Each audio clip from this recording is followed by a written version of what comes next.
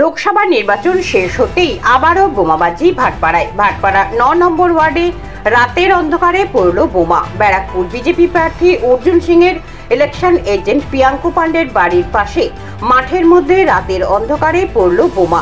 BJP কর্মী প্রিয়াঙ্কু পান্ডের অভিযোগ, vote গণনা যতই এগিয়ে আসছে ভাটপাড়া অঞ্চলে সন্ত্রাস করার চেষ্টা করা হচ্ছে। যদিও বাড়ির সামনে সিসি ক্যামেরা ফুটেজ ভাটপাড়া থানা পুলিশ সংগ্রহ করে নিয়ে গেছে, কিন্তু এই ঘটনায় ভাটপাড়া থানার পুলিশ কাউকে গ্রেপ্তার বা আটক করতে পারেনি।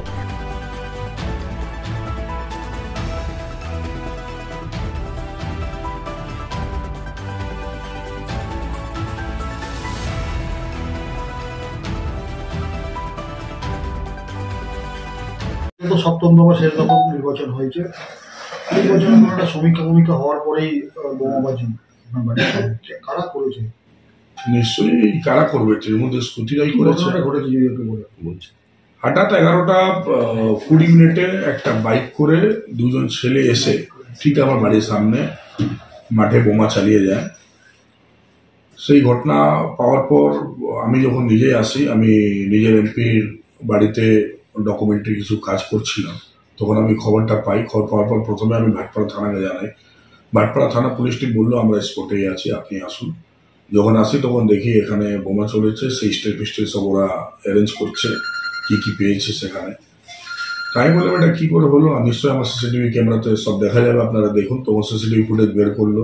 ফুটেজের মধ্যে ওপেন দেখা যাচ্ছে কি বোমা চলার ঠিক 15 মিনিট আগে থেকে সেই বাইকটা সেই দুটো ছেলে 4বার রাউন্ড করেছে আমার বাড়ির সামনে থেকে। কি উদ্দেশ্য? সেইটা কি উদ্দেশ্য হতে পারে? 4বার রাউন্ড করেছে, তারপরে লাস্টে বোমা চালিয়েছে। তো সেই ফুটেজ গুলো ওনারা নিয়ে গেলেন। আমি বললাম কি দেখুন, এটা তো আপনি চিহ্নিত করতেই পেরেছেন, এবার তাদেরকে ধরার ব্যবস্থা করুন। এখন অব্দি কিন্তু তারপরে কোনো খবর পাইনি কি হয়েছে। তো পুরোপুরি ঘটনাটা যদি দেখা যায়, আমার মনে হচ্ছে এটা ভয় খাওয়ানোর চেষ্টাও হতে পারে, আর না হলে কোনো চক্রান্ত হতে পারে। কি আছে সেটা তো পুলিশ নিজে থেকে আগে দেখুক, তারপরে আমরা তো নিজে থেকে খবর লাগাচ্ছি কি আছে কি নেই। কিন্তু এইটুকু বলতে পারি এরা যে প্ল্যানটা করছে, যদি ভয় খাওয়ানোর প্ল্যান করছে তাহলে ভুল করছে। আমাদেরকে ভয় খাইয়ে কোনো লাভ নেই।